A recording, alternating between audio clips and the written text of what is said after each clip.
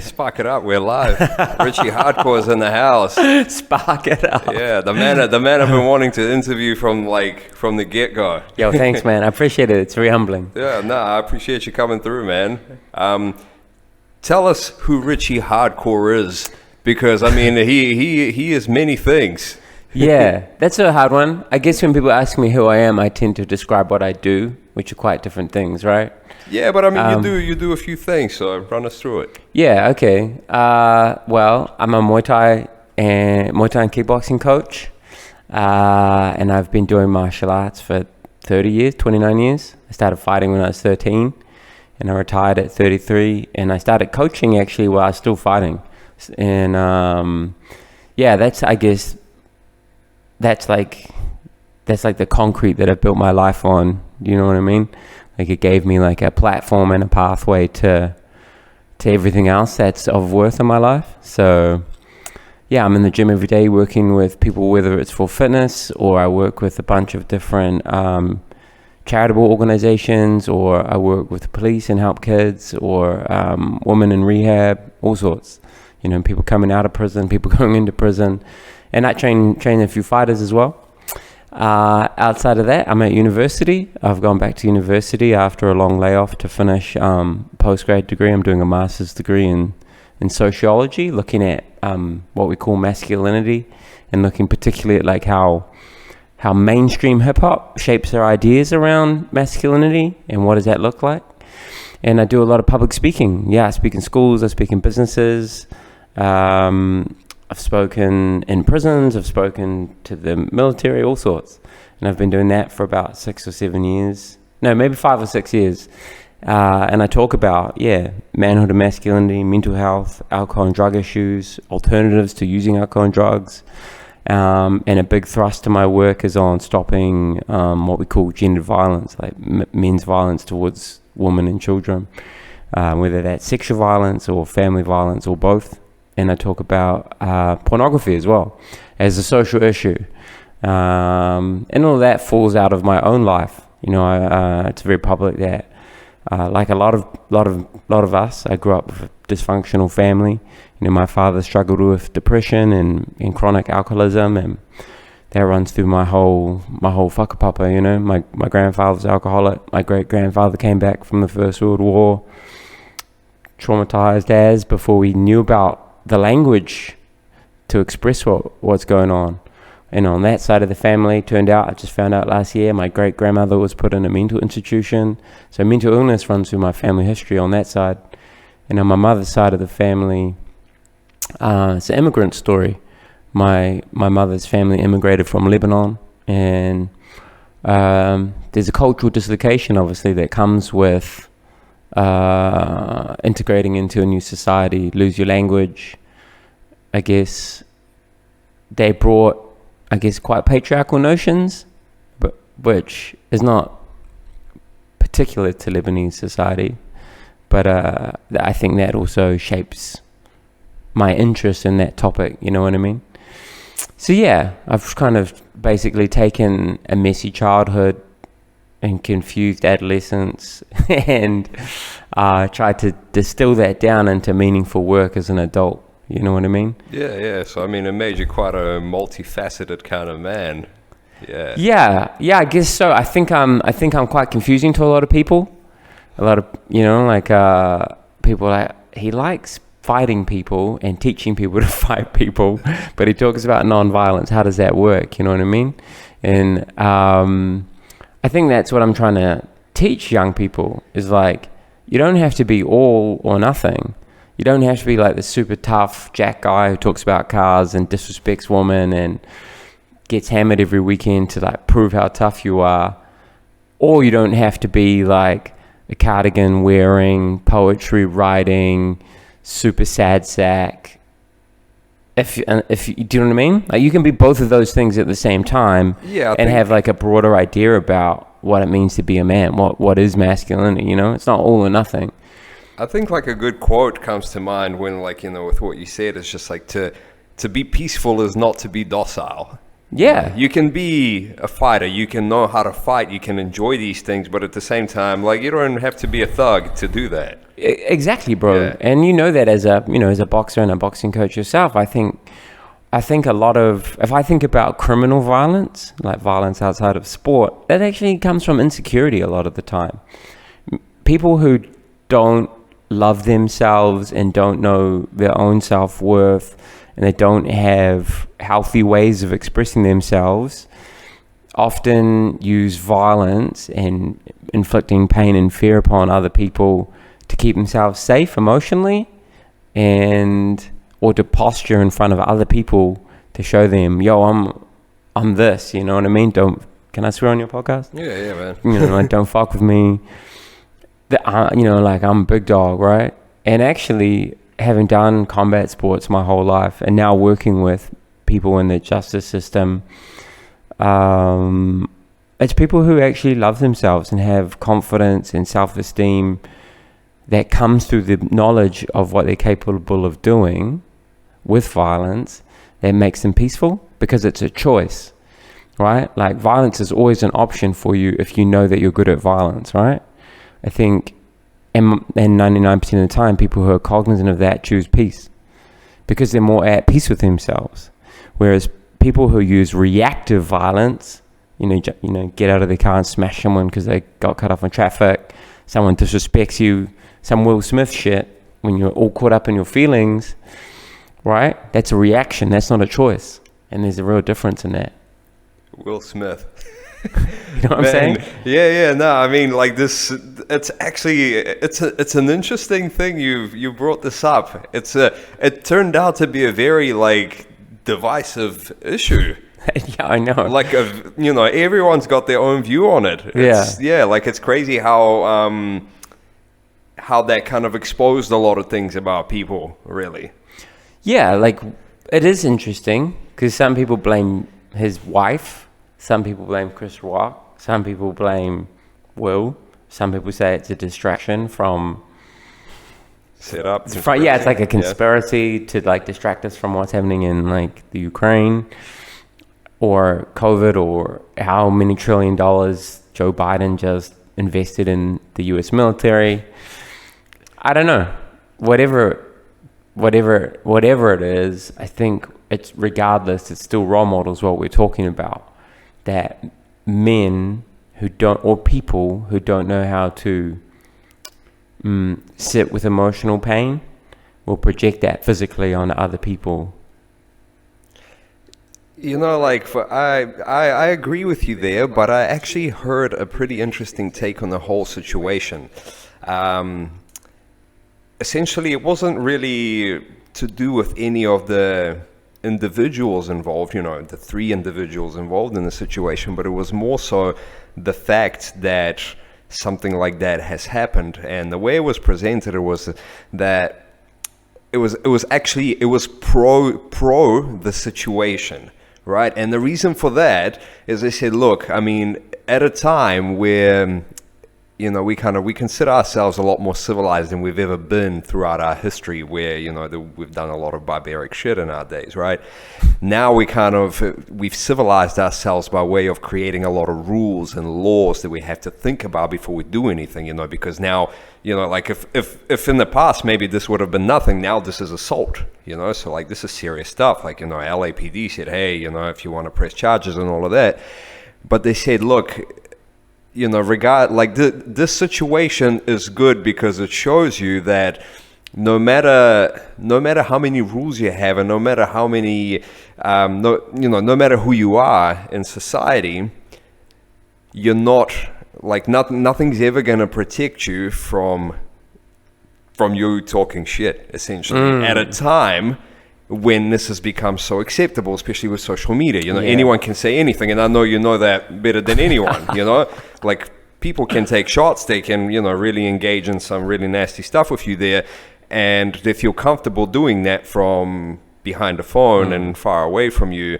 And this was the take. I don't know how I feel about it, but it is an interesting it's an interesting take. one, bro. They call it online disinhibition, right? You tell someone, you're a fucking piece of shit, go kill yourself. On the internet, you don't see the emotional impact that has on the recipient of your words, right? Like, you shoot that to me in seriousness right now, chances are we'd both get angry, right? And then maybe one of us would have physical consequences for that, right? And that doesn't happen online. And also, I think online, in particularly like hyper online spaces or political spaces, there's a social reward for being an asshole.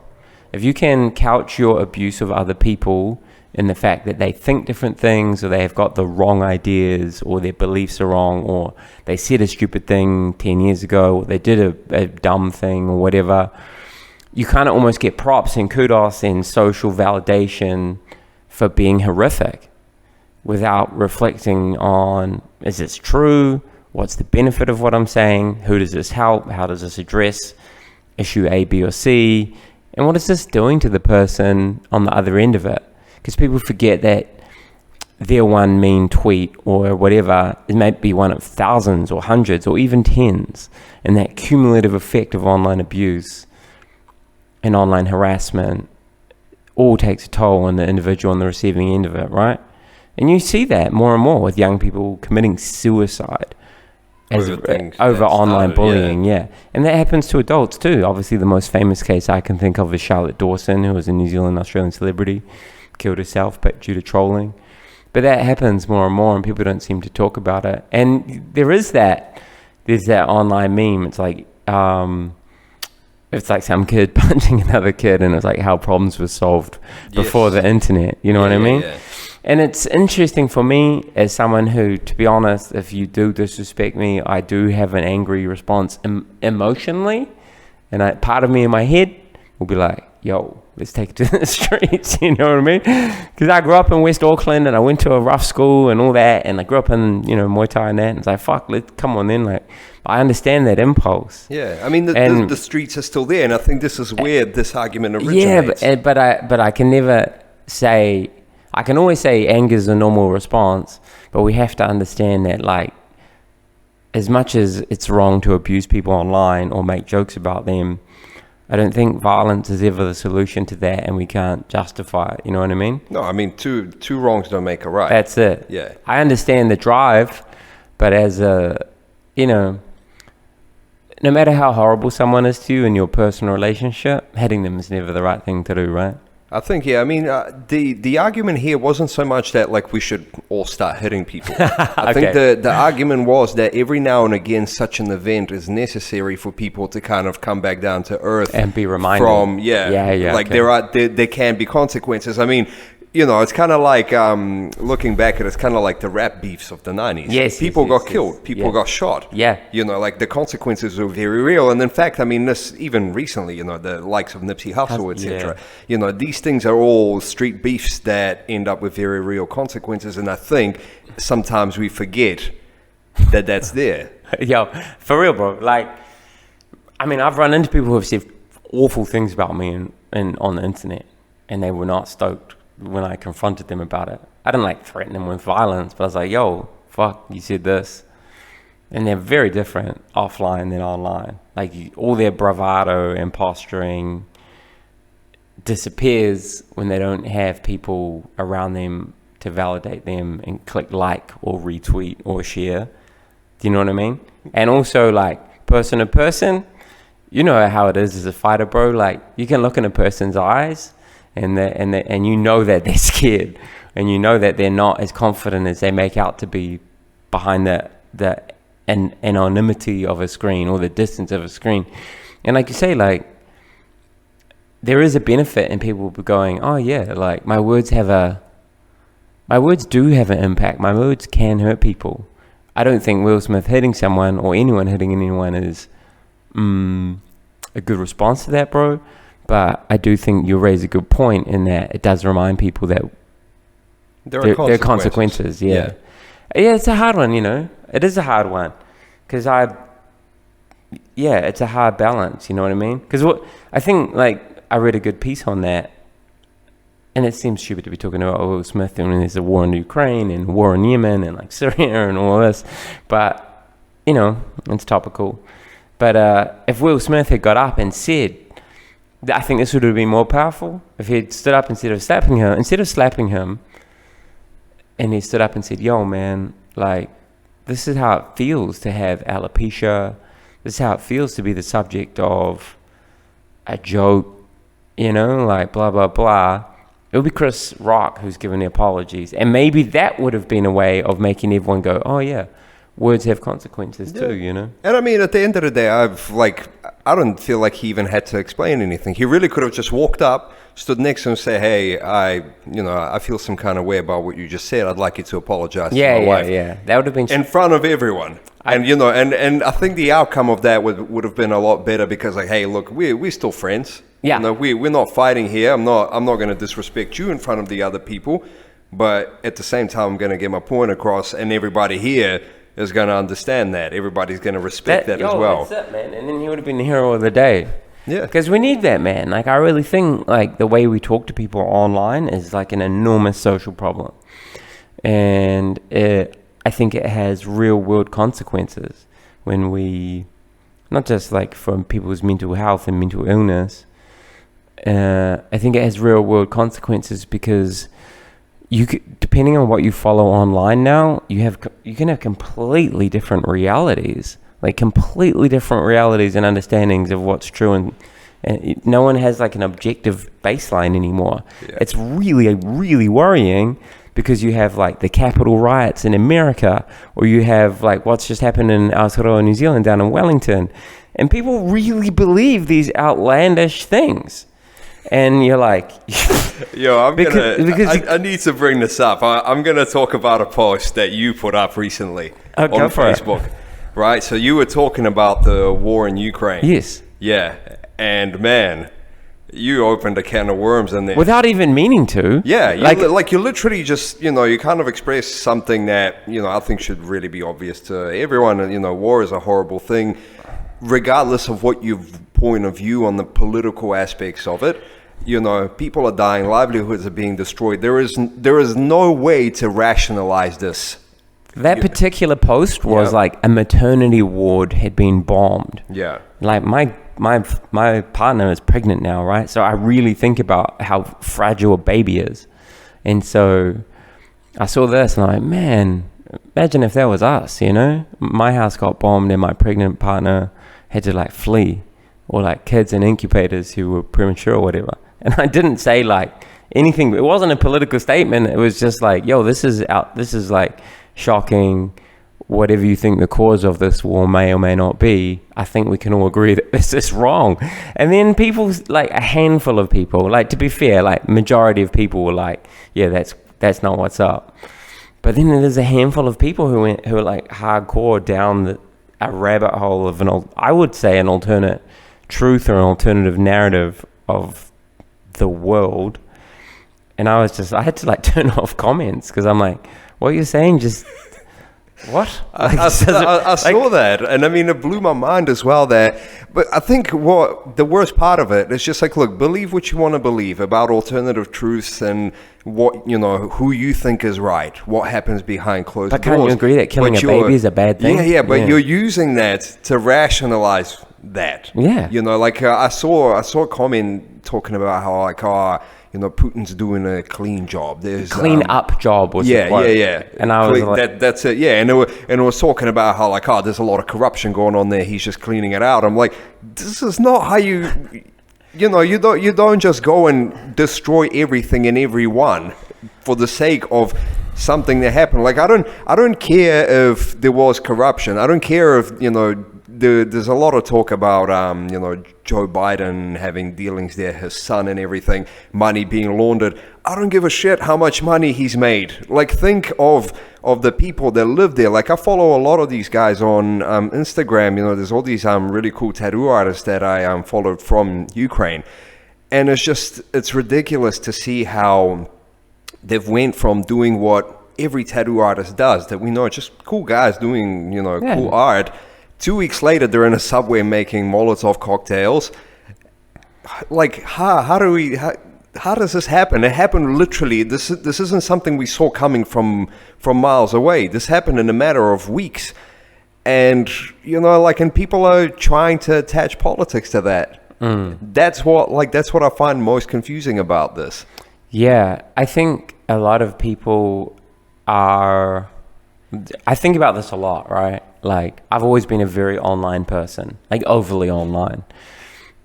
Ever since like message boards and MySpace and all of that. And I've always enjoyed communicating with people about big ideas, and it's helped me evolve as a human being, right? But the last 5 years in particular, maybe 6, there's been this real explosion in extremist beliefs on either, I guess if you're historically thinking left and right, but now perhaps it's like, I don't know, like far left, like people would say woke or critical theory, or the far social justice, and then like alt-right, like I don't even know how to describe the politics of some of the people who are involved in like, it's kind of like radically conservative, it's such an amorphous. It's hard to describe like what is the, like historically you would be like, all right, right wing wants to like cut taxes, deunionize workforces, remove regulations to allow business, and have freedom and let the market settle it, right? And the left would be like, all right, we need to like pay higher wages, like have more regulations in order to protect the environment. We need to like increase social spending. Do you know what I mean? Like these are the historical sort of like things we would argue about societally, and we kind of gather around the middle, right? And now it's like there's no middle, and these aren't really, no one really argues about social class. Like everyone argues about these like cultural war concepts around like race and gender and then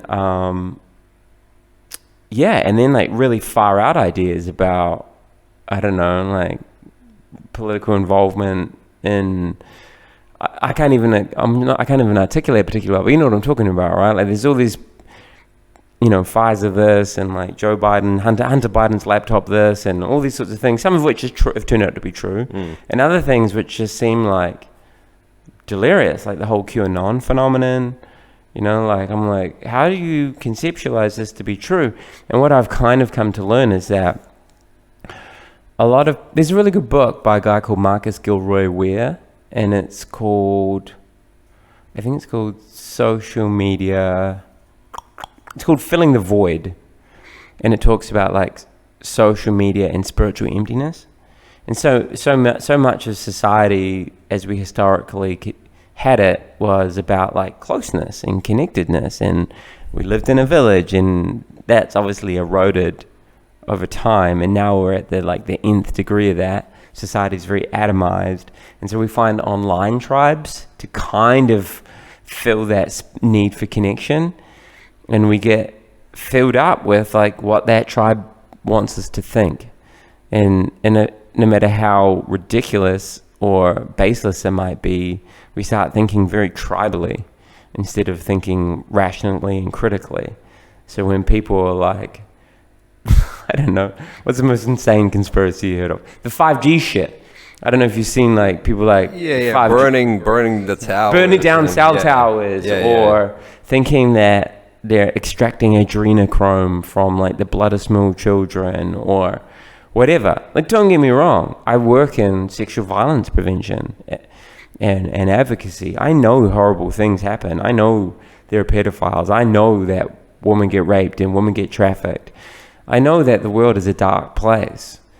But at the same time, there needs to be like rational evidence for things, not just like an online network sharing extreme takes. I mean, I do have a view on why we are where we are. Drop it. I mean, in terms of that, I mean, I think COVID is also responsible for that in terms of all the lockdowns. You know how you said, look, we've become disconnected. We socially distanced. We're locked up in our houses. All we got is our phone. It's our window to the world. So like, and over the last couple of years, this is kind of worsened the situation. But I think also the reason why all these conspiracy theories have showed up out of this, with this anti-establishment stance, is you definitely can see a lot of narratives being pushed. I think a lot of the media has lost its kind of impartial presentation to things. They try to tell us how to perceive events. Like they try to be like, okay, so for example, Will Smith is a bad guy for slapping Chris Rock.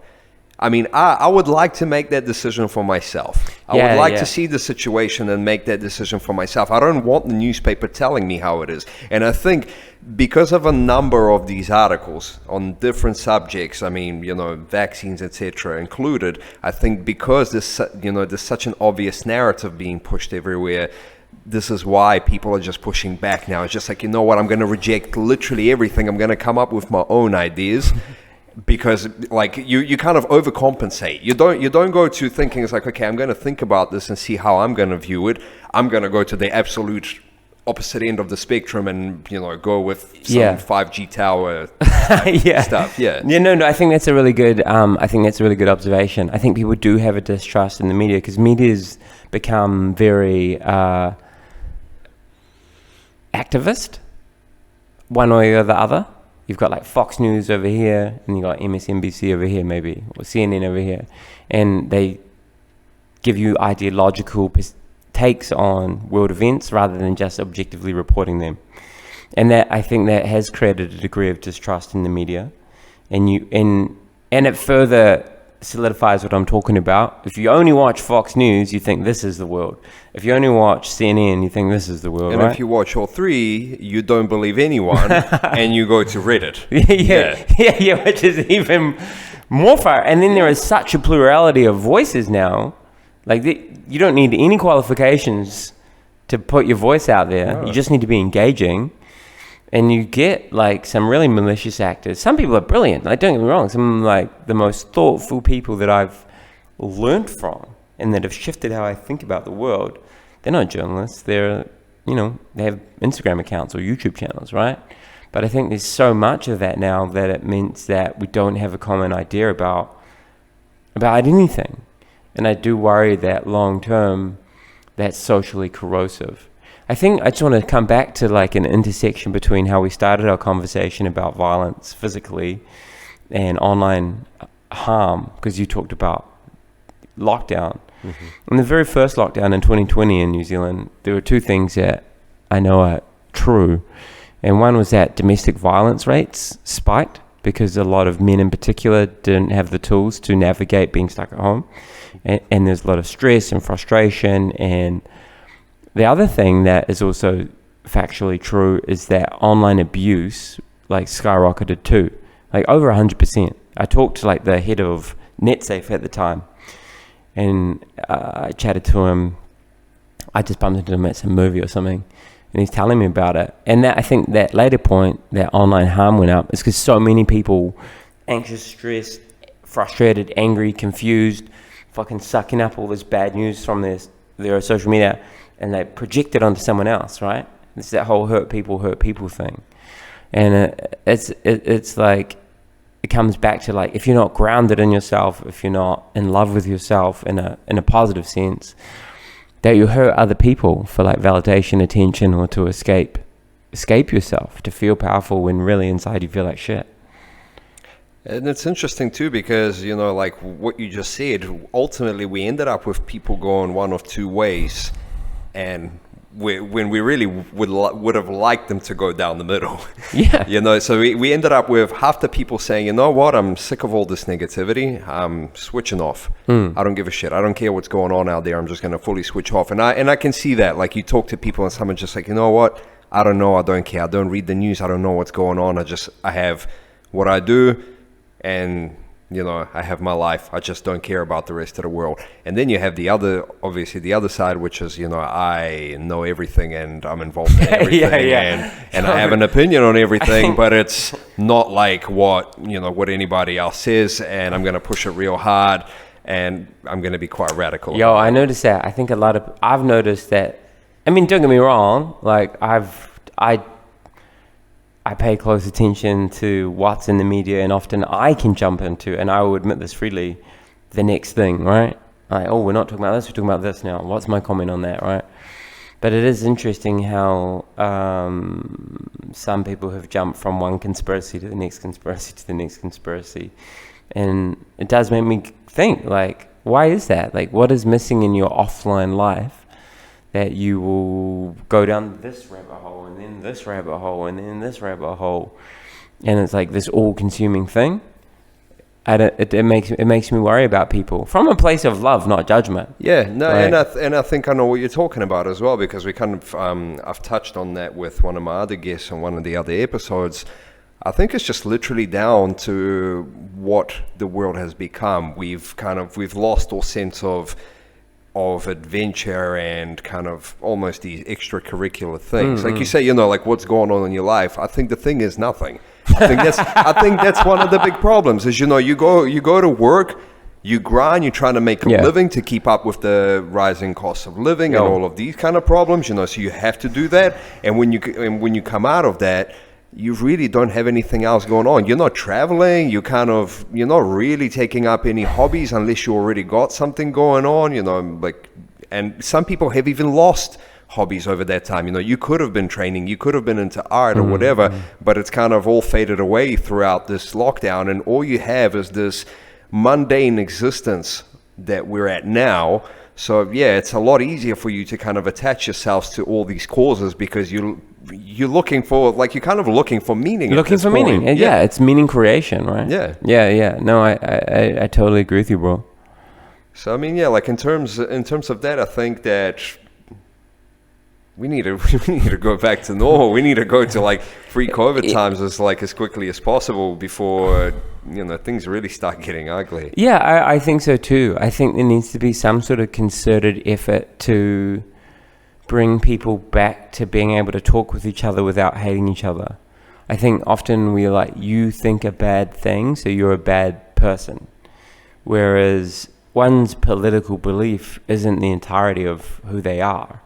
You know, one's difference in opinion doesn't mean that you can't be friends. You know, one of my good bros is Russian, and he felt that Russia was getting a hard time in the media, but he texted me. He didn't like just ghost me. He's one of my good brothers, you know. He said, "Hey man, like blah blah blah. I see you posting this stuff. I see you at the rally. Like, do you even know like blah blah blah?" And we had a conversation about it. And it was so cool, you know, like there's a tension because I didn't want to upset him because I love him as a brother, but I also don't agree with his political position. And so there's a tension there. But the fact that he valued my friendship enough to have a brave conversation, that however uncomfortable it may have been, diffused it all, you know what I mean?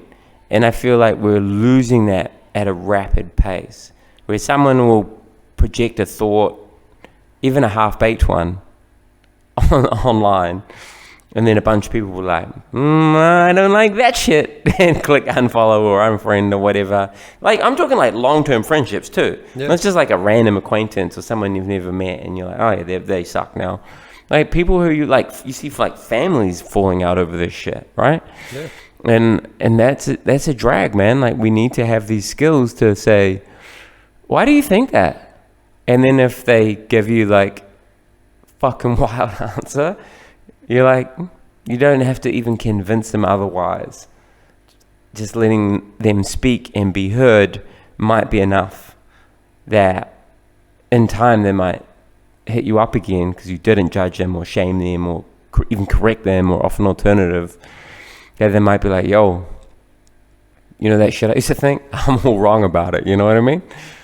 It opens doors for conversations. Oh, you just need to have doors for conversations, and we just keep seeing them build walls, man. Like, I honestly think that the human race has got so much more in common with one another. We all want love and connection, and we all basically want the same things for our families and our kids and our friends, and we keep creating these artificial divides to further separate ourselves. And it makes me like deeply sad.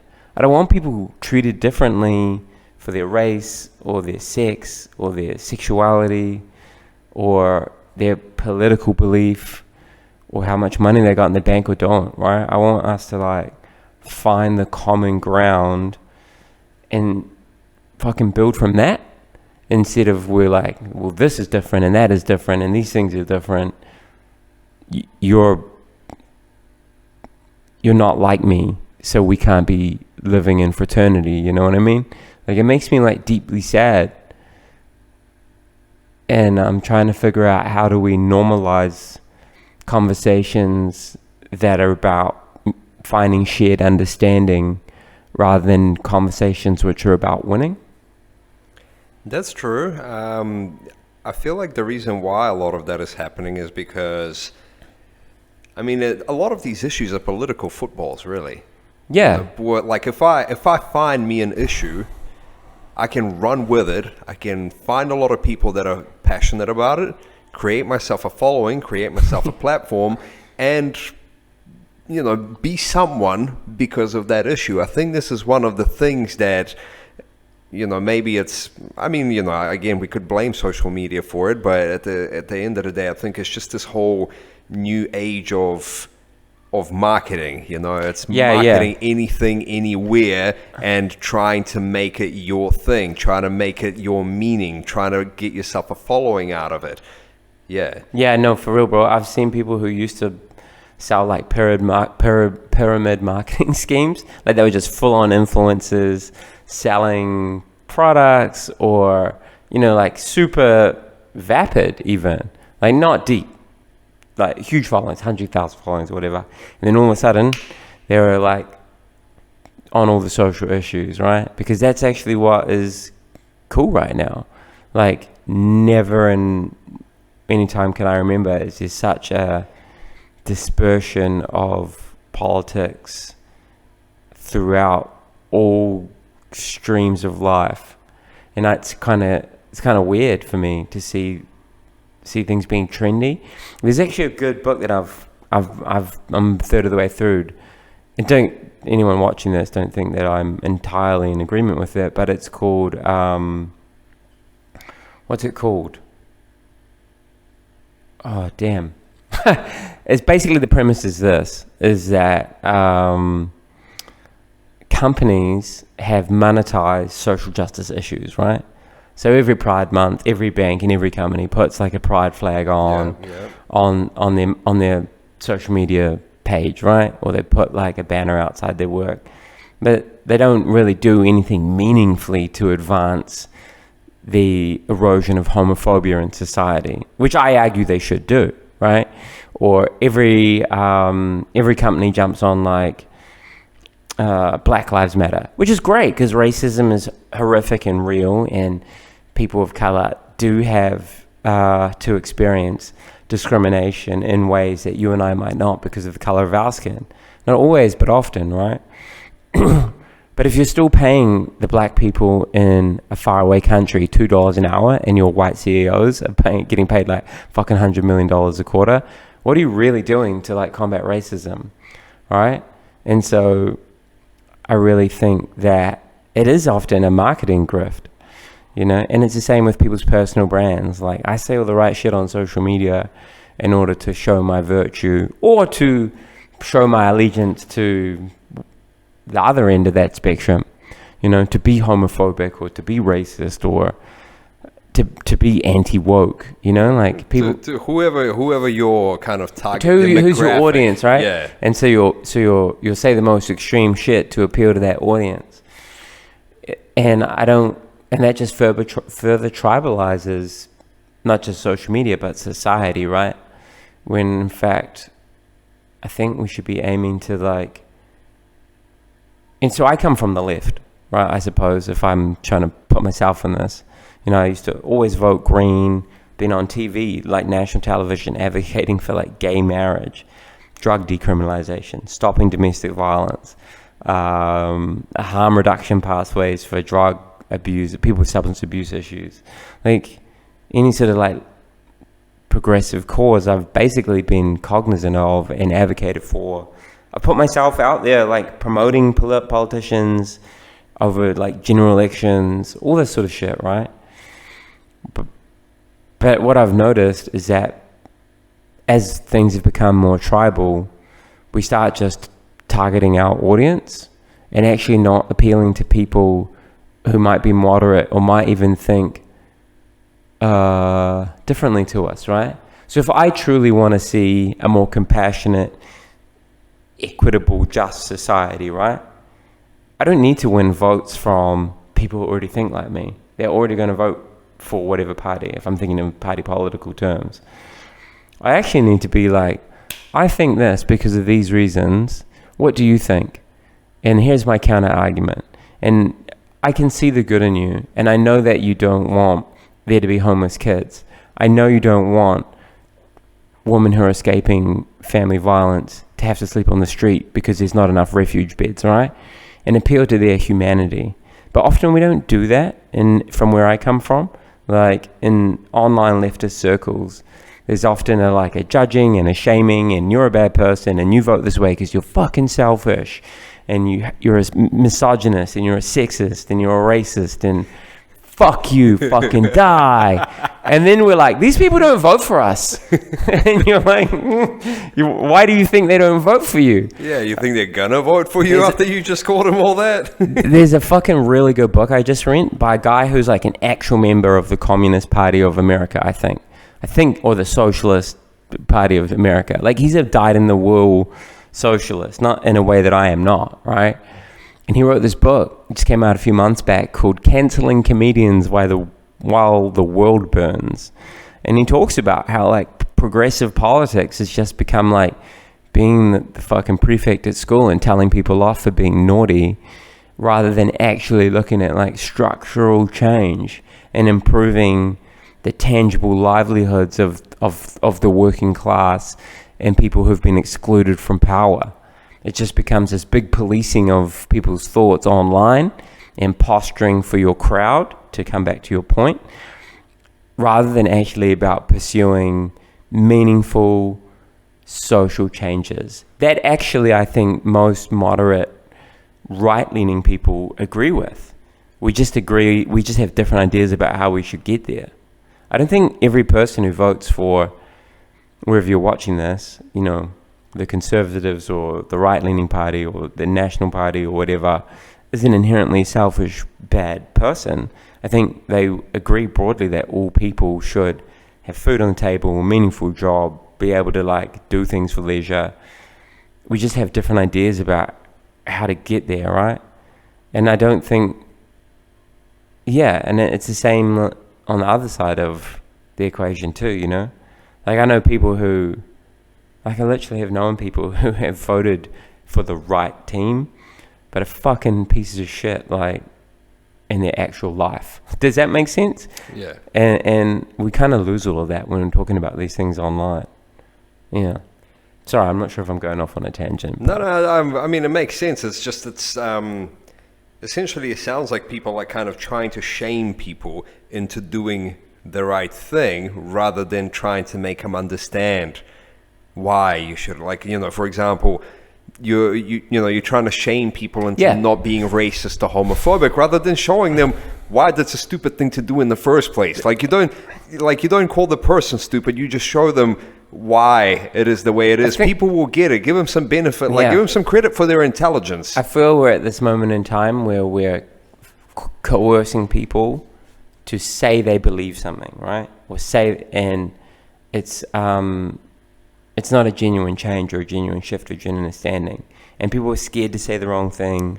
People are scared to say the wrong thing online because of that shame. But it actually, see, again, like, they end up somewhat overcompensating again because behind closed doors, like, if you kind of had some, homophobic or racist views before, now that you're being shut down, these are the same people that are going to say, oh, everyone's just gone to PC, I just can't say shit anymore. And so behind closed doors, they really start leaning into it, and it starts kind of firing them up. Yeah. Even worse, I think, is if you shame people publicly for, racism does suck, sexism does suck. Those are, like, abhorrent things to believe, to think that people who are different skin color or different sex or different sexuality are not as worth as much and should be treated differently. That's a horrible thing to believe, right? But when we shame those people and push them off mainstream platforms, they don't disappear. They go and find people who think like them, because if we're thinking about this theme of tribalism that we're exploring, and those people reinforce their beliefs, and they're like, yeah, let's fucking be neo-Nazis, or let's be hyper-misogynistic, right? Like you said, people used to, I think 8chan's been shut down, but like you go to like extreme servers you go to Telegram, all right, where people can say whatever the fuck they want and no one pushes back on it, and you're just swimming in this horrible dark pool, right? Whereas if you hadn't been shamed on that first shitty joke that you made that might have been a bit thoughtless, and someone said, hey man, why do you think that? Well, how do you think it feels to have someone make fun of you because of your skin color? And the person stops and reflect. This is, I guess, a theme. It comes back to the Will Smith shit. How would have it felt to be, to be made fun of in front of all these people, Chris? How do you think that made me feel? It's the same as like when you make a joke like that. How do you think it makes women reading it feel? And then people might be like, oh yeah, fuck, that is a bit sexist. That is pretty shit. Like, I never thought about it like that. Thanks, man. And then that person is then like on a journey of change and healing.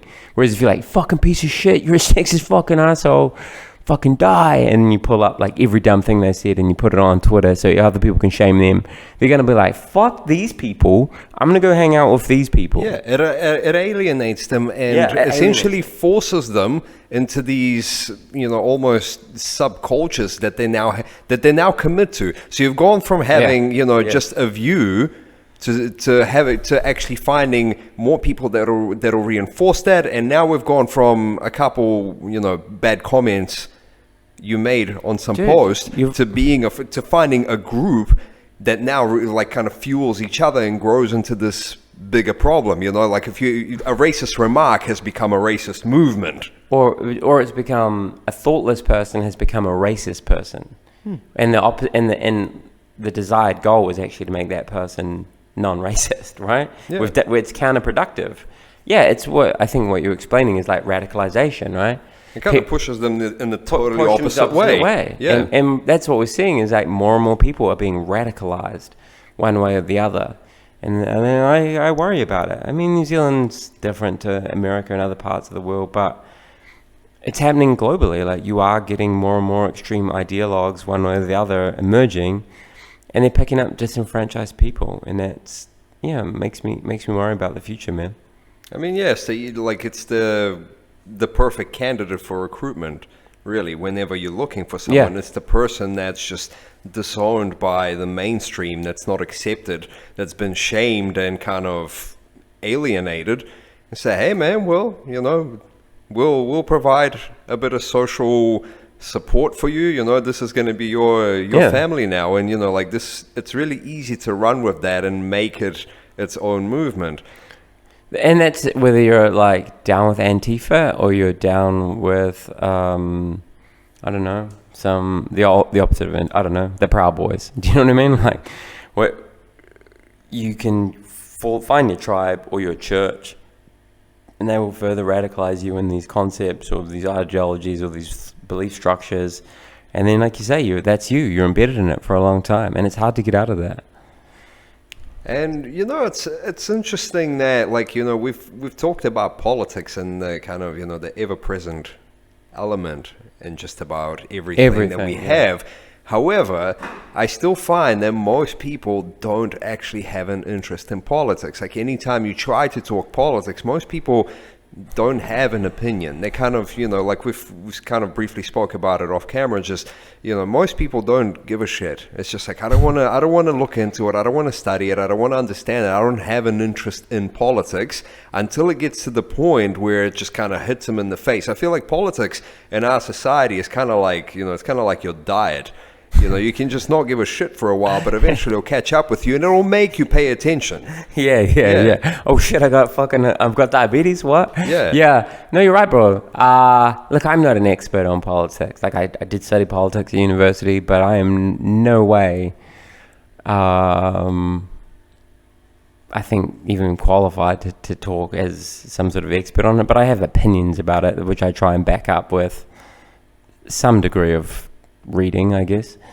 And you're right, politics does permeate everything. Like we were talking about, cost of your petrol, where you go to school, like what they teach you at school, access to healthcare, all those sorts of things are, influenced by political decisions, right? And you're right, like people don't pay an active interest in it until it's too late, and that's a real shame. Irrespective of what you believe politically or where you lean politically, I do think it would be great if politics was more easily accessible and understandable by more people. And I think that would actually go a long way to de-radicalizing the conversations that we've been talking about. Because I think at the moment, the loudest voices are the most extreme of voices, right? Often. I mean, don't get me wrong, like in New Zealand, we still gravitate around the centre-right or the centre-left. If we think about the ebb and flow between National and Labour and their coalition parties, ACT and Greens. I gotta say, sorry, I'm just gonna interrupt you real quick. I think one of the reasons why people find politics so convoluted is it might be because of that. Like you and I might be able to understand, the concepts of the left and right and everything like that, but to most people, they don't understand that. What the fuck is left? What's right? It's just, like they think of politics. If you don't take like an active interest in it, if you look deeper into it, like sure, you can learn the terminology and understand it, but to an average person, these things don't really mean very much. They think of them in terms of policies. Somebody says, okay, we need to bring down the tax on petrol. Okay, that makes sense to me.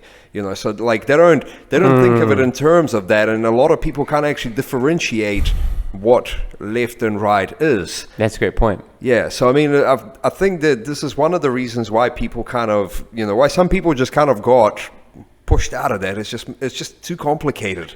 I can't be fucked understanding all of this, and I think this is why it's become this. Like I don't know what to call it, like elitist in some way, where if you have the knowledge, then you get it, but if you don't, No, it is elitist. Well, that's a great point, man. Yeah, like politics, journalism, academics are fucking elitist pursuits and interests, right? And they are either intentionally or unintentionally, or I don't know, both,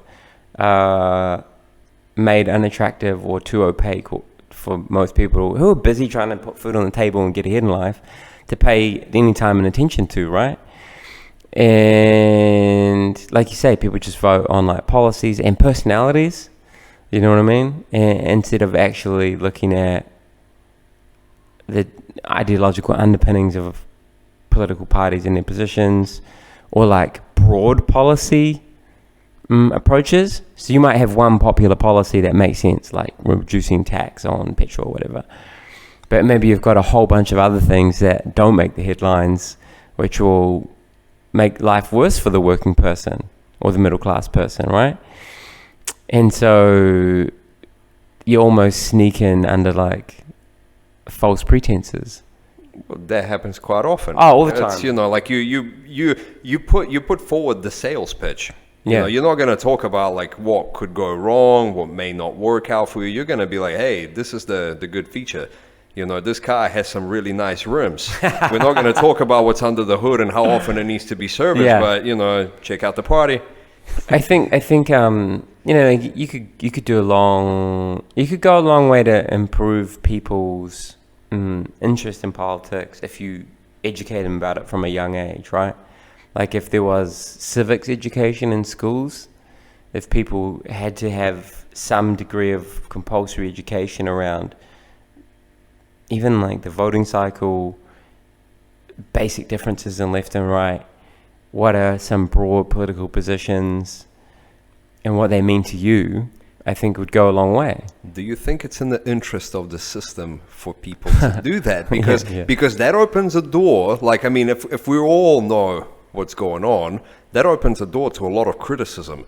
Now, I mean, democracy in the sense, like it kind of at its foundation, it should encourage that. Democracy is, like we should all be able to throw these things around and say, okay, guys, you need to do this. We vote for that. This is what we want as a society. So, like in its essence, democracy. Let's like look at the root of it. People power. Demos, people. Kritos is power. I don't speak good Latin, but like I believe you. This is where it started from. Yeah. People power. We vote for things. Majority rules. They serve us, right? And I mean, this is something that gets said quite often, and I think it's almost become this, kind of drew a bit of stigma to it now. Whenever somebody says that, it's just like, no, they don't serve you. They're there to make things better. You should shut up and just listen. But the reality is, at its essence, democracy should listen to the people.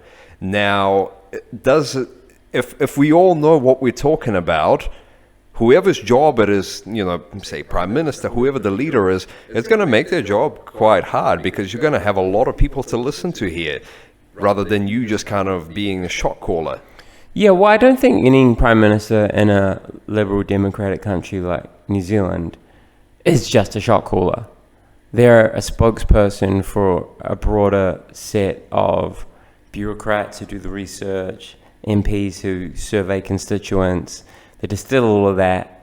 A prime minister or a leader of an opposition party is the front person for that, right? And so, I mentioned personalities. That's kind of how we win elections, because it's people who have like a bit of spark, a bit of flair. They might look good on camera, and they're a good communicator. To people like, it's this person's fault that these policies are in place or not in place. And actually, there's a whole system behind them which leads to that. So I don't think we have shot callers. I think we have a democratic representation of the majority of people at the time that the election was held, right? Like, it's a representative democracy. And we get to vote every 3 years, which may be good, because that means no person gets to like sit on power for a long period of time without it being up for re-election, which is when we're like, no, we don't actually like these policies.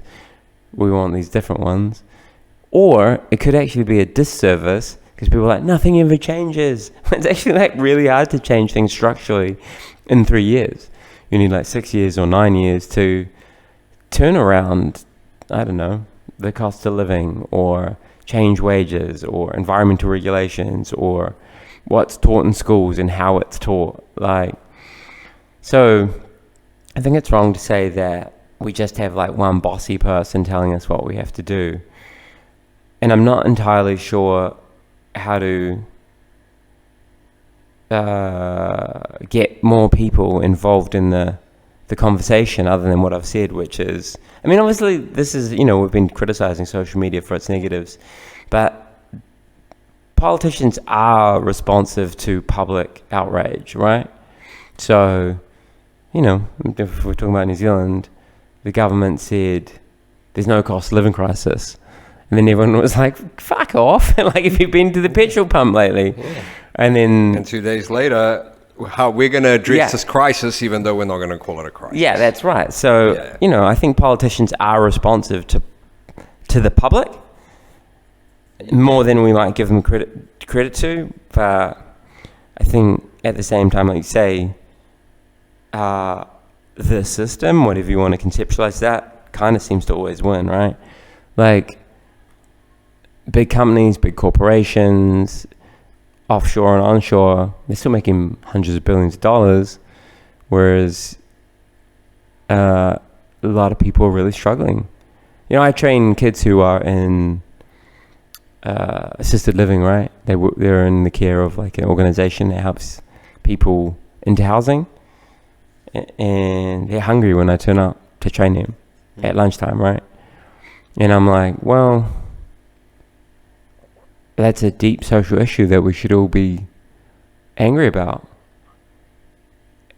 How do we create social outrage about that, so that politicians up the amount of money that people on benefits get, or we have targeted spending to make sure that these kids don't just get money thrown at them, because when you have no financial literacy, you will waste that money. But so they get like food, clothes and shelter, and taught how their life skills that other people might get taught from childhood. You know what I mean? Like, it's, I mean, you mentioned the bureaucrats and everything.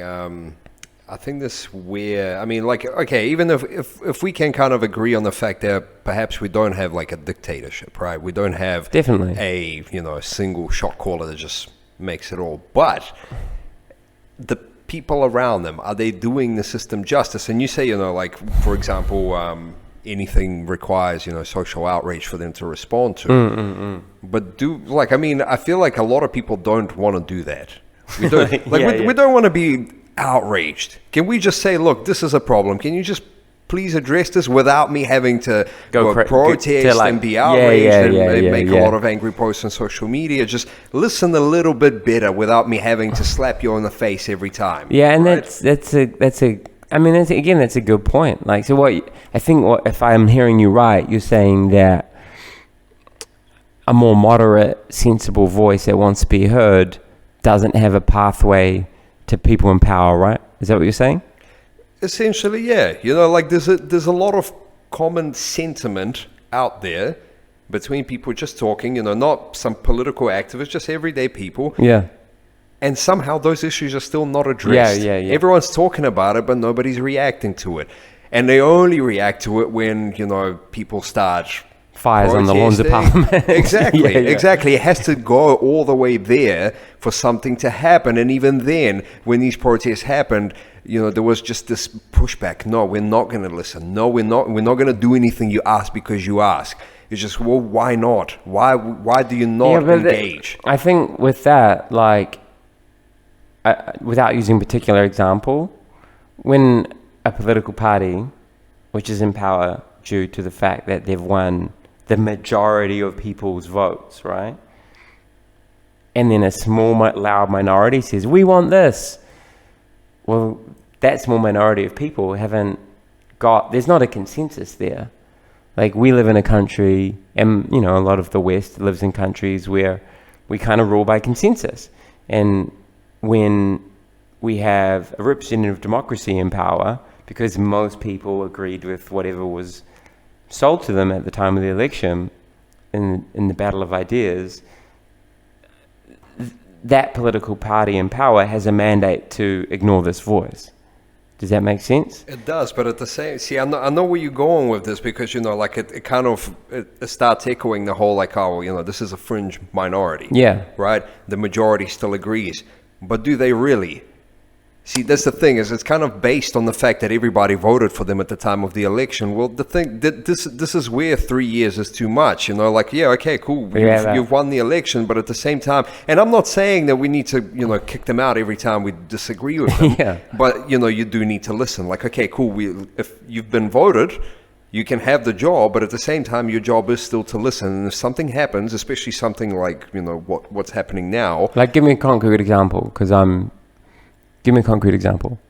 Well, for example, like we've started off with this COVID strategy that at the time worked. It was one of the best ones in the world. In March of 2020, with what we knew, we probably had the best response in the world.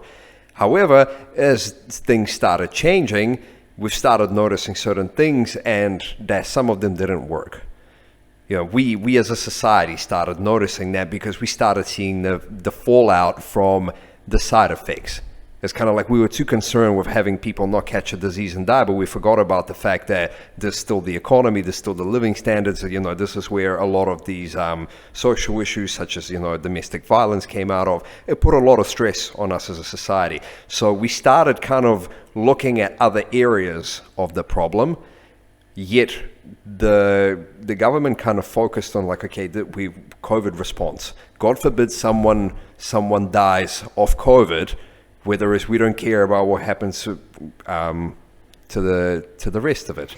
Yeah, I'm not sure if can I disagree with you? Yeah, absolutely. Yeah, I'm not entirely sure if I agree with that. I think, if I'm upfront, like, I do work with government agencies around domestic violence prevention, and I think it's wrong to say that they don't care.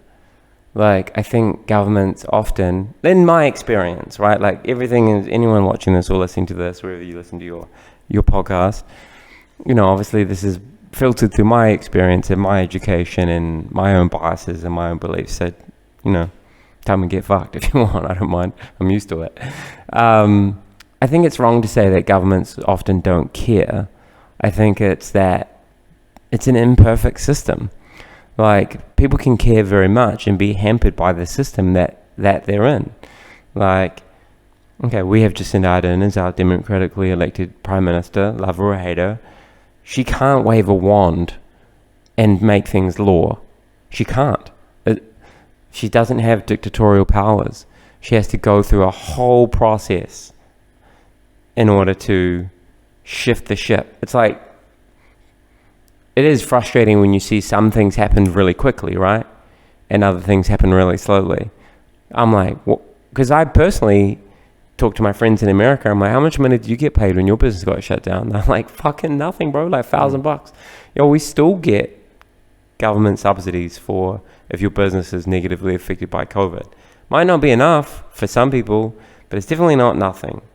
And I still think that as far as I'm aware, it is one of the better systems. Am I frustrated that I have to wear a fucking mask when I go to the shop? Sure I am.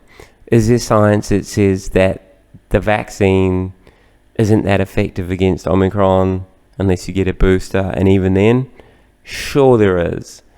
Vaccinated people still getting sick? Of course there are.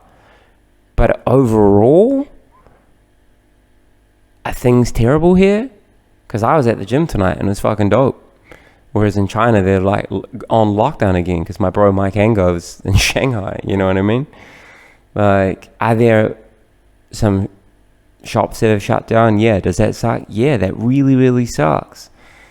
But if we have saved more lives than if we had had a more liberal, less conservative approach, because we have had a really strict approach. My friends in London and shit, they text me, they're like, bro, are you on fucking lockdown for one case of Omicron? And I'm like, yeah, they're like, bro, tell Jacinda to chill out, mate. And I'm like, well, I can't text her anymore, you know, but like fucking, they think it's extreme, right? But at the same time, fuck, I know a mate who died of COVID, you know, not a good mate, but someone I love, and he's dead before he needed to be dead. It's easy for me to be like, fuck, I lost this many personal training sessions or whatever, because my mum didn't die from it. And maybe she didn't die from it because we had such strict restrictions and they're maintaining them, you know what I mean?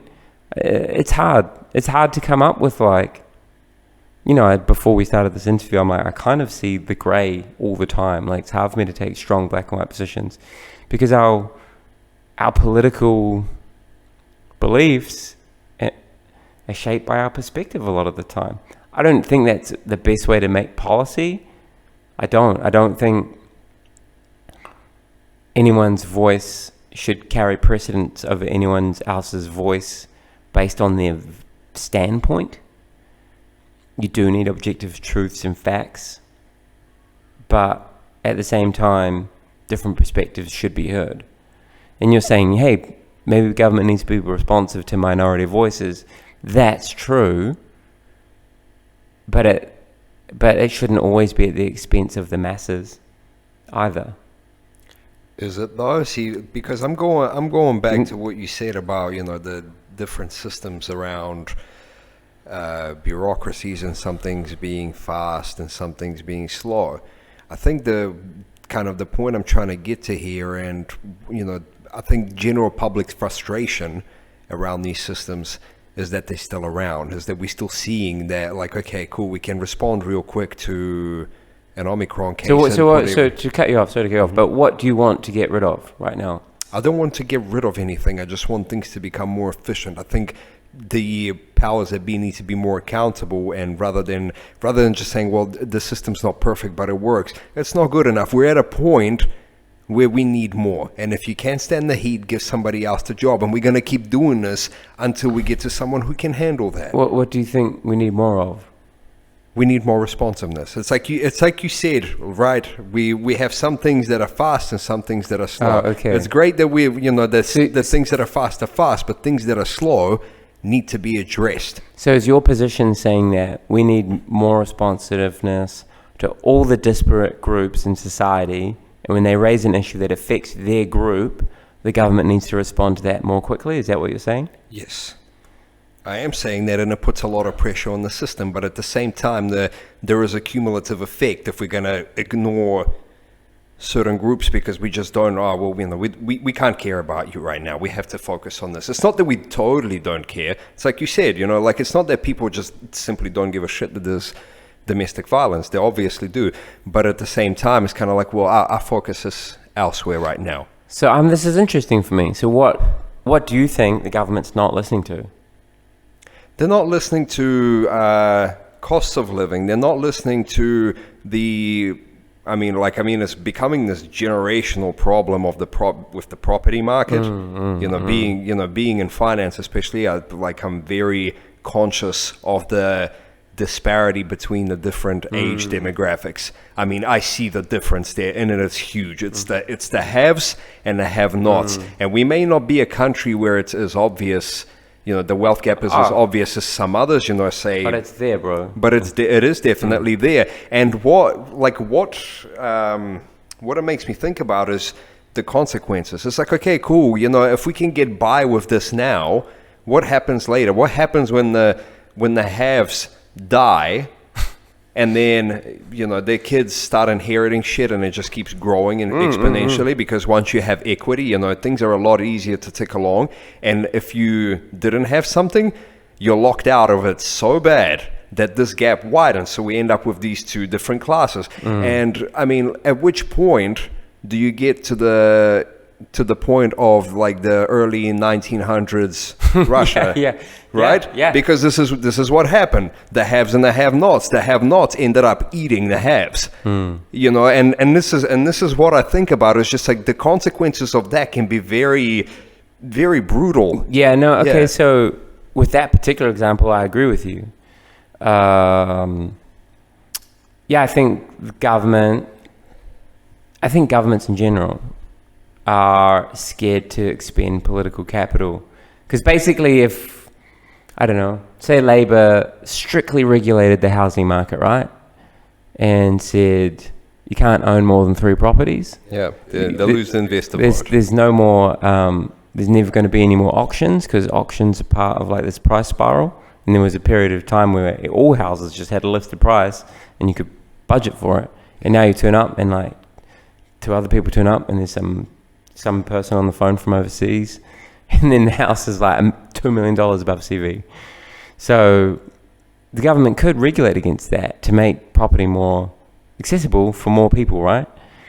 But you're right, they don't choose to because they're kind of scared to alienate a particular percentage of people. It would take some ballsy policies to fix that. So, and something that could almost be considered rather radical because it'll shock the system. Super radical. It'll piss people off, but you're not going to please everyone. And if you're going to look at it this way, so right now we're too scared to piss off the haves at the expense of what I would consider the majority have-nots. I feel like if we're going to look at the proportion of these demographics, the have-nots are still the majority in that sense, but we're not going to go the other way. I don't know the percentage of housing ownership in New Zealand.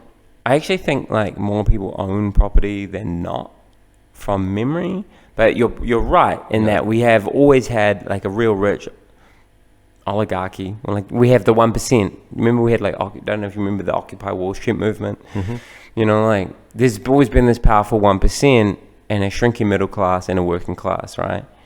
And yeah, you're right. I think governments still are responsive to the 1% at the expense of the middle class and the working class. And I work firsthand with people who have lived in intergenerational poverty and cyclical violence, cycle addiction, cycle mental health illness.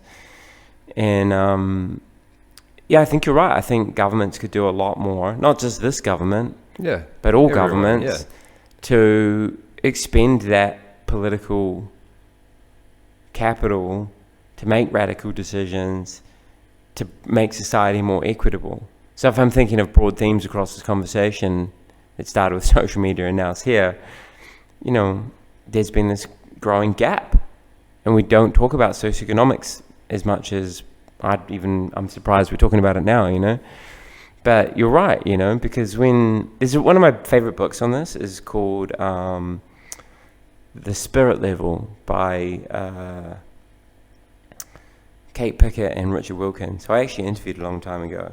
But it's called Why More Equal Societies Almost Always Do Better. And it's like this incredibly empirical work on economics and society and social outcomes. And it shows us in data how the closer we are between rich and poor, the better social outcomes we have, right? Like less addiction, less illness, less crime, all sorts of things.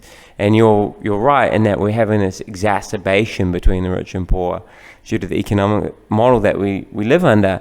And I wonder, okay, well, we have a centre-left government in power, and we still have this problem. And people might get sick of this government, and they might vote in a centre-right government. But right-wing economic policy is definitely not going to fucking address that problem. No. It's going to exacerbate it further. Yeah. Like the gap between the rich and the poor was the highest it's ever been under the last national government. That's why I worry about the next election. Because people are sick of Labour because, I would say, of COVID, which is not their fault. And you said that we had the best response in the world. But people are sick of COVID. I would argue that there are elements in the far left, far progressive circle, the sort of like online hall monitor who tells people off for like not having the right ideas, finger points, shames them. Like people call it woke. I think that's a bit reductionist, but you know, people are sick of wokeness, like regular apolitical people that you've been talking about, and they'll vote in a centre-right government, and that's at the expense of people who are economically disenfranchised, and I think at the expense of the middle class too, right?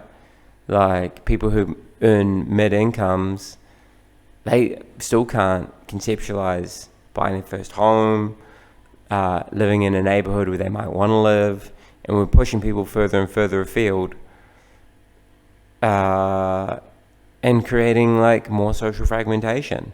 I'm going to bring it back to the point you made earlier about unity, right? Yeah. So, about, whether it's your gender, whether it's your race, etc. I think that the main issues, I think at the core of any issue, a lot of it is always economic. Yeah. If we talk about the amount of money you have in your bank account, I think that's what really separates people. Now, I want to bring it to the next point from here, right?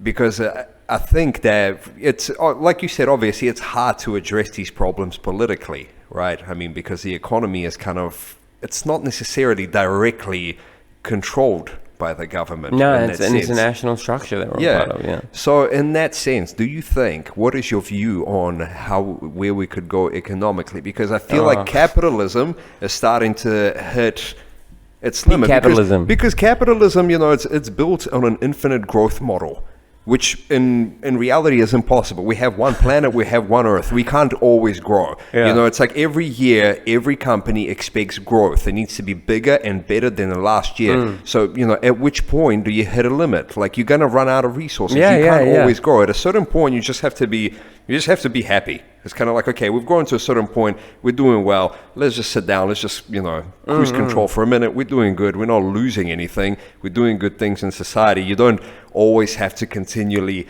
increase this, share value or whatever. Yeah. But this is where we're at this point. So what do you think could change from an economical point of view? I'm very interested to hear your opinion on this. Man, it's been a long time since I've really delved into this stuff, if I'm honest, so I feel a bit unprepared and ignorant. When I was at university, right, I used to think we need socialism. I traveled, I got a scholarship, and I went to university in Chile where they had the world's first democratically elected socialist president, Salvador Allende, who was overthrown by an American-backed coup. And I traveled around and I romanticized Che Guevara and Fidel Castro and Hugo Chavez, and I really thought like a socialist model kind of seemed like a good idea. But I'm not, I feel, au fait in explicitly understanding or explaining what a socialist economy looks like. If I'm honest with everyone, I thought more centralized production, more state involvement in the economy, limiting the excesses of class inequality through government regulation, that all struck me as a good idea. This is 16 years since I used to read about this stuff. And then I started thinking, well, maybe a social democratic model was a better idea, like Scandinavia, right? Where capital can still flourish, but there's an embedding of the market, right? There's regulation in place to ensure that a CEO doesn't earn 1,000 times more than a worker. And I feel that if we did that, if we put legislation in place that didn't just let the free market decide things, I feel like there's benefit in that. But I'm going to be honest, I'm not an economist. I'm not particularly good at articulating concepts around economic policy, and I don't want to look stupid. That's fine. You don't look stupid. You're sufficiently educated to have an opinion on that. You're not right now speaking as like some expert that okay, you guys need to listen to this. This is just I feel that there's such a fear that if I'll just tell you what I think, because often I kind of self-censor for fear of looking stupid. I think that there is a resurgence, what I'm seeing overseas, in like the appeal of communism and socialism in youth movements, right? And I think that's because people are sick and tired of being sick and tired. People are sick and tired of having to move neighborhoods. People are sick and tired of feeling shut out of the economy. People are sick and tired of waking up and working shitty fucking jobs for low wages with no health care. This is in the American model. Like, I'm grateful that New Zealand has free and subsidized healthcare and education and all these sorts of things. We're very lucky here in New Zealand. As disparate as the gap between rich and poor is, if you walk down the street and get hit by a fucking bus, you don't have to pay for your leg to get fixed, right? Yeah. If you get your nose broken because you like boxing, they're still going to pay for it. Like, that's true. It's true. Yeah. I've had my hand reconstructed. I've had my nose reconstructed. I've had my leg reconstructed because I enjoy fighting people for sport. It's fucking great. Like, and so when I think about all the things I'm criticizing, that's still great. Do you know what I mean? Like, and I wish that was the same elsewhere in the world. And I get frustrated when people critique the government for being communist, because we're not. We still live actually under like a very neoliberal economic model. I say this as a Russian, we're definitely yeah, we're so far from it. Like, we have the gap between rich and poor because we're not communist. Like, we have like a very liberal economic model, which has seen the emergence of big class divides since the 80s onwards, right?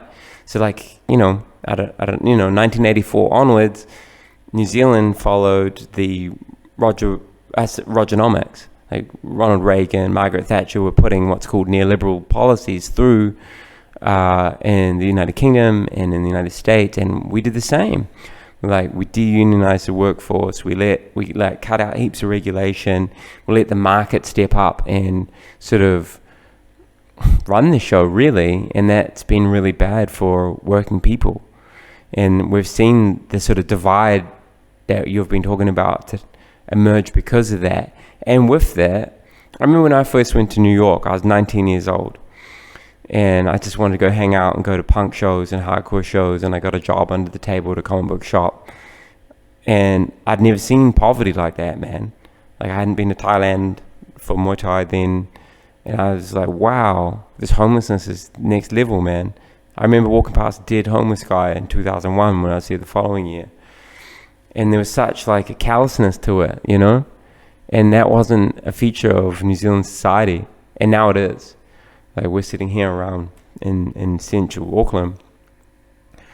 And it's crazy how many people go to bed cold and fucking wet and hungry. And It shouldn't be like that, because prices in Westmere for a house like $3 million, $4 million, I'm seeing people flipping them over back and forth, right? And so as long as there's people with that much wealth in society, it's obscene that people are going to bed homeless. And people can be like, well, you just made bad decisions. You don't have to drink. You don't have to do drugs, blah, blah, blah. Yeah. But like, I hear these stories every day about kids who got like fucking sexually abused as children. They're born into the mongrel mob. They had some mental health issues that never got addressed, and they found drugs, and then they found crime to support their drugs. I had 2 conversations this week with 2 different women, and one said they'd lost 2 partners to suicide and a family member to homicide. And the weight of that led to their drug abuse, methamphetamine, and their drug abuse led to their involvement in crime, and their crime led to their incarceration. And not once did anyone offer them a grief counselor. I know another woman who was the same. You know, the violent death of her partner led to her drug addiction. To deal with that, again, she didn't have a family history that could support her through that painful experience, right? So the streets were there. I feel the state has a responsibility to its citizens to have that safety net. So you ask me, well, what policies would you put in place? What economic model would you suggest? I don't have a word for it, but but I would say a more compassionate one than the one that we have now. I feel that. I really share your opinion on this. From a practical point of view, that's, for example, we've had I think it's actually today that the benefit increase has started the minimum wage increase. The issue with all of these things is it actually doesn't do anything. All it does is it pushes the entire system upwards, right? So giving like the have-nots a little bit more isn't really improving their life standard, because the prices are going to go up. Because the people at the top, they become accustomed to a certain level of something. So if at the top, if you're calling the shots, if you're kind of dictating what these prices are, what kind of returns you want, you're going to increase these things, and therefore what you've done at the bottom is not going to really do very much, because the top still wants what it wants. Now, the way I see it is, yes, you do need you need to keep elements of capitalism obviously still alive, because what we've seen with the whole communist experiment, especially in Russia, I think this was a good example of why it didn't work, because it had this assumption that, like, okay, everybody works, everyone gets equal, but not everybody works equal. Personalities matter. One guy will go hard, the other guy just doesn't give a shit, but they're both getting paid the same. At a certain point, the guy that goes hard says, why the fuck am I trying? This guy's not doing anything, he's getting the same. The whole thing stagnates, and we've had that cycle when, we've gone through these like post-World War II years, and in the 70s, the whole thing just stagnated. Nothing was happening, nobody was giving a shit. Everyone's just like, we all getting paid. Why try harder? So you still need to keep those competitive elements to make sure that there is innovation, to make sure that people do strive for something. You try and you give people an incentive to actually make an effort. You got to give some kind of effort and reward system, but at the same time you do have to kind of regulate what happens at the top, so that this whole capitalism doesn't become so runaway that we end up with this whole system where the 1% owns like fucking islands and shit, bro. Yeah, the ridiculous amounts of the world's wealth. Like this is not going to take us anywhere good, and I think this is where the short-sightedness is. And that 1% doesn't really give a shit, because you just it's not going to happen in my life anyway. Yeah. By the time all of this shit blows up, like, I'm either going to be far away from it, or I might even be dead altogether by the time it actually comes around. So I'm just going to do what I can do, and So I think this is where it's at, and I think we just need to not be so scared to piss off the rich people. So what do you think? So who do you vote for? I don't know who to vote for. I mean, to be honest, the way I put it is just like, look, the two sandwiches can have different amounts of shit in it, but but it's still a shit sandwich. Yeah, so right. That's what I mean. It's just like you. In my opinion, we need new leaders, we need new blood, we need new ideas. So you're arguing for a very radical reconceptualization of society and the political system. Is that what you're saying? I'm saying new ideas are needed. I'm not necessarily saying we need a radical reconstruction of the whole thing and a revolution, so to speak.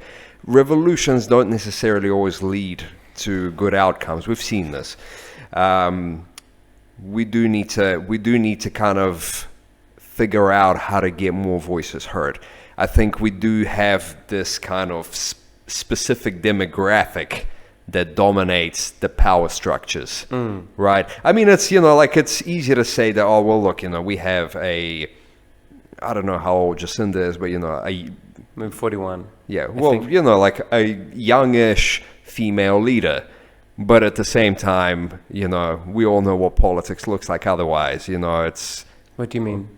It's all old white guys. Oh, yeah. It's their whole thing, and it's just and these ideas are coming from there. I mean... A lot of them, right? Well, this is where I think it's cool, because you're talking about class, right? And what dominates a lot of political discourse now is identity politics. So New Zealand has got the most diverse makeup of politicians in the world, right? Most gender non-conform people, gay people, women, people with different ethnic backgrounds, right? So that's great. Like, that is there's a whole bunch of different people bringing different lenses and experiences of the world to be representative of the people who voted for them from those minority groups. And that's really great, and that's really positive. But what you're saying is, like, that doesn't fucking change anything, because rich people are still rich and poor people are still poor. Is that what you're saying? Yes, but I don't want the focus of what I said to be like, oh, it's because it's old white guys, right? This isn't what I'm aiming at. What I'm aiming at is, you could kind of see why Trump was popular, right? Because like, if you take America, for example, for this whole time, and I think Barack really proved it to everyone, that the status quo is still there. Yeah. You can put a different looking guy there. He was cooler. He was, he was articulate. He was just a lot more. He was like a fresh face compared to what we've had with the Bill Clintons, with George Bushes. It's okay, cool. This guy, we'll give him a jam. Maybe he'll be the change that we want to see, and that's what his whole campaign was based on. But then we had Barack, and nothing changed. Nothing. Not in a meaningful way, right? The status quo still remained. Like Obamacare, like Medicaid and stuff. Like, it's not like a radical change, but I'm not going to take away from that. But the point is, the reason why I think Trump had any sort of popularity is because he went against the entire system that they had, against the Hillary Clintons, these political dynasties, these career politicians. I think this is what people resonated with. It's just like, look, this system has been around for a while. We would like it to change, and he came in and started kicking up a fuss, and this is what triggered that response. Did he do anything? Not really, but at the end of the day, this is what people responded to. Now, it'd be nice if we actually had someone that had the similar sentiment in terms of kind of changing things up on a structural level, but because to the best of my knowledge, to the best of my knowledge, Trump still, economically speaking, benefited people who are already rich. Like, I mean, we need like a Jamie like Joe Rogan does. Can someone fact check this? Can you Google? But I don't know of any meaningful economic changes he made for the working class people who might have voted for him out of a frustration with the status quo, right? Yeah, I'm not arguing for Trump as being the guy that did something. I'm what not you're pro saying Trump. is that people voted for him because they're sick of the system as it is. Yeah, so like what I'm talking about here more is like the reflection of people's opinion, right? Yeah. So it wasn't so much that Trump was any good or anything like that, but the fact is, this is what people are hungry for. Now, would it be nice if we could actually get something that works? Someone who wasn't pro-rapey. Yeah. So I mean, like somebody that was actually responsive to what people want. Yeah. Because Trump kind of he marketed himself right, because he understood that this is what people wanted. He was like, okay, cool, this is what you want. This is what I'm going to give you, and this is how he won that. Did he do anything? Did he make any changes? Probably nothing positive, right? But at the end of the day, if we actually had someone that could, that would be nice. It would be. Yeah. I don't know how to make that happen. But I like the conversation. Yeah, but like basically what it implies is we do need someone new, because everything that we've had has been around for a while. Not even someone new. Like, I think what you're saying is a different system. Not necessarily, just so you think if we have a new prime minister, it's going to make New Zealand better? Is that what you're saying? not a whole, like, it's not enough to say we're going to have one prime minister. We just need new blood in the game. we need less of these career politicians that have been around for ages that just kind of like, oh, well, this is how it works and I'm just playing the game according to the rules. We need someone that's going to challenge the rules of the game. Well, I know a lot of politicians, comparatively speaking, and a lot of them aren't career politicians. They're people who come from pretty diverse backgrounds and got into politics because they wanted to make a change. How many of them are in the headlines, though? You know, because all we see is the Chris Luxons and Winston Peters. So I've known Chloe Swarbrick since she was a DJ at BFM. Mm-hmm. She would do the radio show before me. I'd see her every Thursday. I think she was only like 17 or 18 years old, right? She used to do Muay Thai with me. She went on to run for mayor after she graduated from university and ended up running for the Green Party, and she's in the headlines all the time. She's not in there to be a politician. She's in there because she really fucking cares about people. Yeah, so we need more. We need more people like that. Yeah, and I guess it's relatively public knowledge that I used to hang out with Jacinda Ardern. Like, yeah, she has a long history being in politics, but I'm confident to go on public record to say that she's not doing it because she just wants to be a politician. She's doing it because she really wants things to be fairer. But I think what happens, as far as I can tell, is when you get to Parliament, you're in a system that doesn't let you just shake a fucking wand, like I said before, and make everything better. And you need incremental wins. And that actually, if we wanted a radical system, so you're talking about we need people to be more responsive, and then at the same time you're saying people aren't interested. Well, it's actually kind of on us to create like a popular movement to show politicians that, hey, so you're talking about wealth inequality, you're talking about inability to get housing. Everyone's fucking moaning about it, but no one's doing anything about it. Hold on, before we get too far away from this. Does that make sense? If she's not the system, then who is?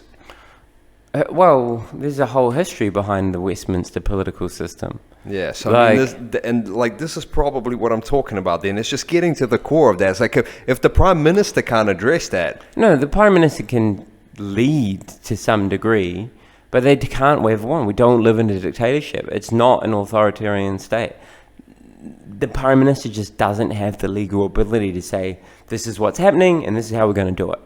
We live in a representative democracy where everything has to go through process, and the opposition can even hold things up when things come up for votes. Mm-hmm.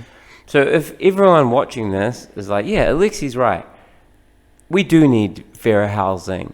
Okay, cool.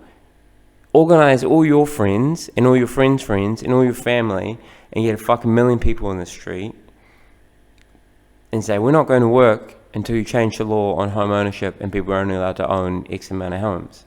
Like, politicians are responsive to the public will. You say that, yeah, politicians need to listen more, but people also need to speak. If people aren't saying what they actually want en masse, if people aren't politically organizing, because I've said to you today, well, governments do listen to people who are noisy. Everyone got pissed off about the cost of gas, and then they changed the cost of gas. Well, why don't we do things that affect why don't we do other things? Do you know what I mean? That was a good example, I think, of your point that politicians need to listen to public will, and when that public will is en masse, they make a difference. Often, what I guess I'm trying to say to you is that we don't have an en masse message. Do you know what I mean? Like, if everyone in New Zealand or Australia or wherever the fuck you're watching this said, we want goal X, or enough of them said that and made a sustained conversation around that, I'm pretty sure goal X would be likely to happen. Because politicians are responsive to public will in representative democracies, because if not, they'll lose the next election cycle, right? That's all well and good, but I mean, and for example, you and I can go out and say these things, but there's going to be a lot of people that are going to say nothing. It's going to be like, look, just handle your business, and nothing's going to be heard until these people are going to get involved. But by the time these people are going to get involved, we got a riot on our hands, which You know, we've seen something similar happen down in Wellington recently, right? It's just that a lot of people ain't gonna want to talk. You gotta account for the fact that not everyone is like us that wants to sit down and talk about things. So I don't know what your solution is then.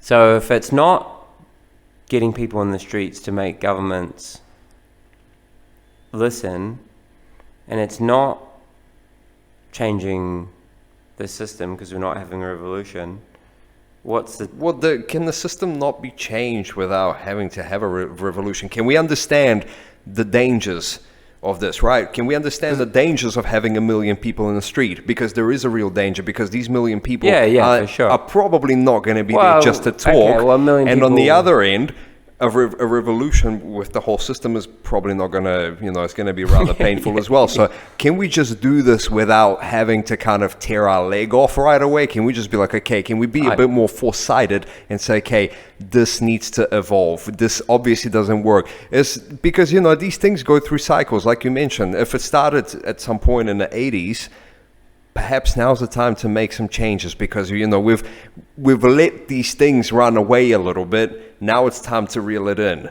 Everything has a lot of things have a cyclical nature, and economy is one of them. I agree with you. Yeah. How to make that happen? I don't know. I think, I mean, it's not something you and I are probably going to be able to solve in one podcast, but at the end of the day, I would like to hear some fresh ideas, because right now I feel like our political landscape is somewhat stagnant. All we have is, like you mentioned, the center right, which is likely to win simply because it's just not going to be too hard to beat someone at that point. You're fighting a wounded opponent here already. So I mean, I would like Labour to win again, because I do think that whilst it's not perfect and it's not making the changes that I agree would need to be made, I agree with what you're saying. I'm just trying to figure out how that would practically look. I'm trying to understand what your position is on that. But I totally agree with you. I think we do need a more just, equitable, fairer system, and greater distribution of wealth, and limit wealth at the top and help people from the bottom come up, and access to homes easier, and fruit and vegetables should be cheaper. And have a more holistic view on the situation. It's just like, raising the benefit isn't going to help, because raising the benefit has side effects. Raising the minimum wage has side effects. And if you're just going to do these two things, we're not going to address everything else, because it's going to raise the prices. Essentially, it's not really going to do shit in the long run because of that. Yeah. But I'm not entirely sure what the alternative is. Yeah. No, I mean, the alternative is having more than one thing addressed. Like if we're gonna go with increasing benefits and minimum wages, then you need to regulate costs and pricing. Yes. And that becomes problematic, because business says, "What is this, communism?" Yeah. Okay. Sure. Like God forbid. Like that's you might as well be a racist. Well, yeah. Yeah. Well, no, you're right, though. That's a trigger word these days. That's a sure way to piss off half the country, right? No, but I mean, that's a very radical proposition of yours, to regulate pricing, to fully regulate the market. That's a very hard thing to do. I mean, I don't think it's inherently wrong, but I don't understand economics enough to know what that would look like.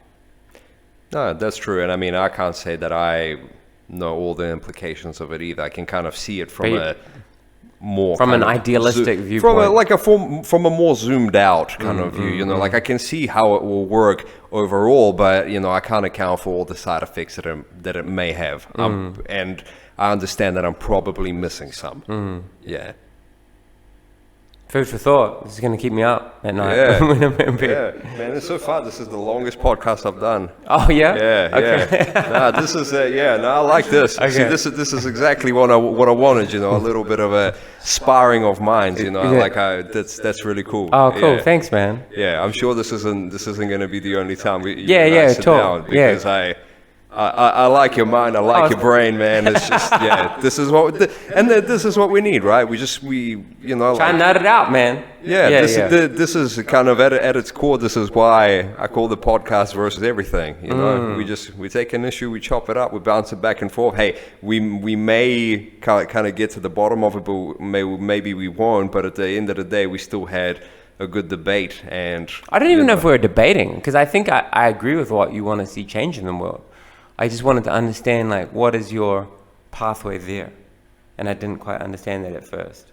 Yeah, I mean, to be honest, I kind of, what I've gathered from this is that whatever my vision is, it's by no means finalized. Yeah. Which is why, I can't say this is what we need to do, because, like there are things that I can't account for.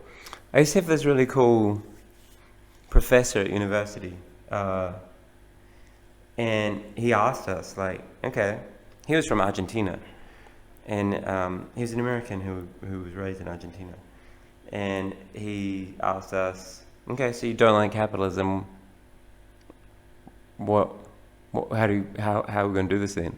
And we all just sat there and we're like, yeah, fuck, I don't know, like, it's an interesting question, Yeah, I mean, it'd take creation of new ideas, and I think for anything to change, it would almost require some sort of fundamental cultural change, not just economic and political. Values have to change around, around this romanticism of the grind, the romanticism of wealth as well, of being the 1%, the man past the pinnacle, the better than everyone else kind of mentality, I never knew you were so, I guess, socialist minded. I like it, because I agree with you. I think that so much illness and social despair comes out of this chasing of artificial things, right? And I was talking to a bro at the gym last night, and I don't know. I know people who are very famous, I suppose. And I was talking to one of them once. He plays in this huge band, and they just played like Wembley Arena or something. He's a drummer.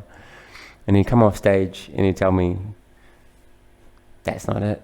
Like, he still had all the problems it was angst and fucking social, like all the social anxieties and all the shit that you worry about late at night. No matter the fact that he's like fucking famous, you know what I mean?